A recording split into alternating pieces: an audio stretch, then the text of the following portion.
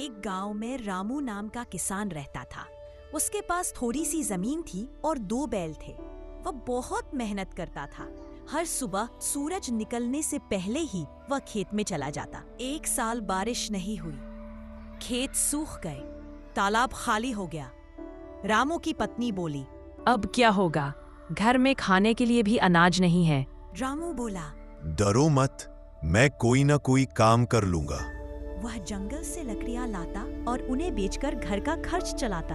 अगले साल बारिश तो हुई, लेकिन रामू के बैल बूढ़े हो गए। खेत जोतना मुश्किल था। गांव के लोग बोले, रामू, अब तू खेती छोड़ दे, हमारे यहाँ मजदूरी कर। रामू मुस्कुराकर बोला, नहीं भाई, मैं अपनी जमीन पर ही मेहनत करूंगा, चाहे कितनी भी कठिनाई आए। रामू ने अपने बच्चों से कहा, बच्चों, अब हम सब मिलकर खेत जोतेंगे।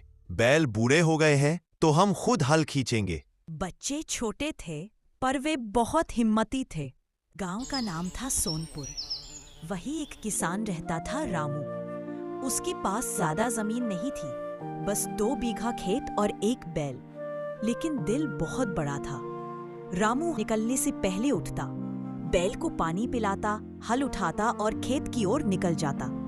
उसकी पत्नी मीना अक्सर कहती, रामू, थोड़ी देर और सो जाओ, तुम थक जाओगे। रामू मुस्कुराकर कहता, मीना, किसान की नींद तो तभी पूरी होती है जब खेत हरा भरा हो। एक साल गांव में बारिश देर से हुई।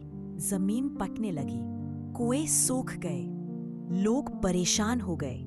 गांव का बूढ़ा मुखिया बोला, लगता है इस बार भगवान हमसे नाराज हैं। फसल मुश्किल से होगी। कुछ किसान शहर जाने की बात करने लगे, लेकिन रामू चुपचाप अपनी जमीन देखता रहा। मीना बोली, क्यों न हम भी शहर चले? बच्चों का क्या होगा? रामू ने शांत स्वर में कहा, नहीं मीना, खेत हमारा घर है। हम खेत छोड़ देंगे तो धरती माँ रोएगी।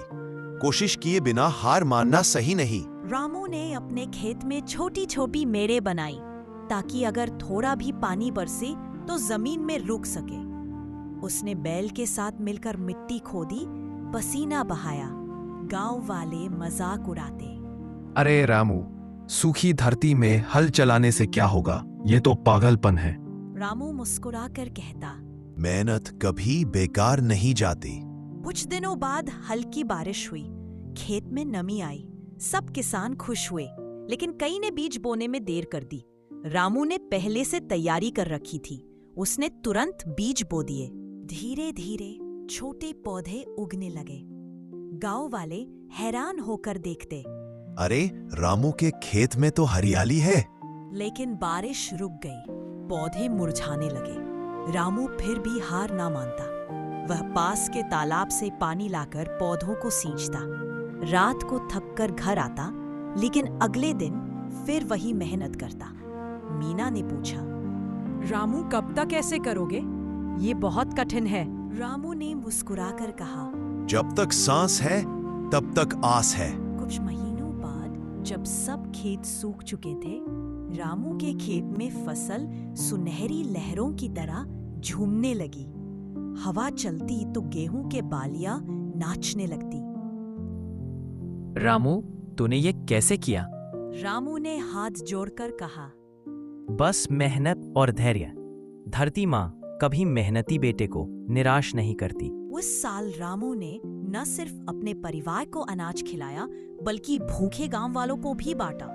गांव का मुखिया बोला, रामू, तूने हमें सिखाया कि किसान का असली हथियार उसका हल और उसकी मेहनत है। गांव में फिर से उम्मीद की किरण जग गई। बच्चे हंसने लगे और सबने मिलकर रामू से सीखा कि कठिन समय में भी मेहनत और विश्वास सबसे बड़ा सहारा है। अगर आपको कहानी अच्छी लगी तो लाइक, शेयर और रेकमेंड। एक छोटे से गांव में रामलाल नाम का किसान रहता था। उसके साथ उसके बूढ़े माँ बाप भी रहते थे। रामलाल बचपन से ही खेतों में मेहनत करता आया था। उसकी जिंदगी साधारण थी, पर दिल बहुत बड़ा था। उसके माँ बाप ने हमेशा उसे ये सिखाया था, बेटा, मेहनत करने से ही अन्न उगता है और ईमानदारी से जीने से ही सुख मिलता है। गांव में उस साल बारिश बहुत कम हुई, खेत सूखने लगे। रामलाल दिन रात मेहनत करता, कुआं खोदता, बैल चलाता, पर फसल बार बार सूख जाती। घर में अनाज की कमी होने लगी। माँ बाप ने चुपचाप अपने हिस्से का खाना कम करना शुरू कर दिया ताकि बेटा खा सके और मजबूत रहे। रामलाल ने एक दिन देख लिया कि उसके पिता ने अपने हिस्से की रोटी छुपाकर उसे दे दी। आंखें भर आईं और उसने कहा, बाबा, मैं आपकी सेवा करने के लिए ही तो मेहनत करता हूँ। आप लोग मेरे भगवान हो। कठिनाई बढ़ती गई। गांव के कुछ लोग शहर चले गए, पर रामलाल अपने माता पिता को अकेला छोड़कर नहीं जाना चाहता था। उसने अपनी माँ से कहा, अम्मा, अगर खेत नहीं देंगे तो हम शहर जाकर मजदूरी करेंगे, लेकिन मैं आपको कभी अकेला नहीं छोड़ूंगा।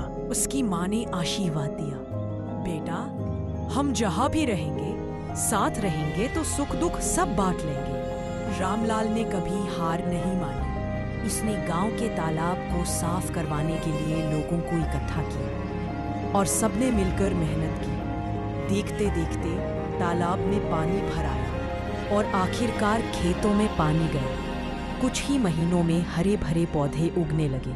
रामलाल ने अपनी माँ बाप को बोला, ये सब आपकी दुआओं की ताकत है। धीरे धीरे रामलाल गांव में मिसाल बन गया। लोग कहते थे, असली किसान वही है जो अपने माता पिता की सेवा करे और धरती माता को भी माँ की तरह माने।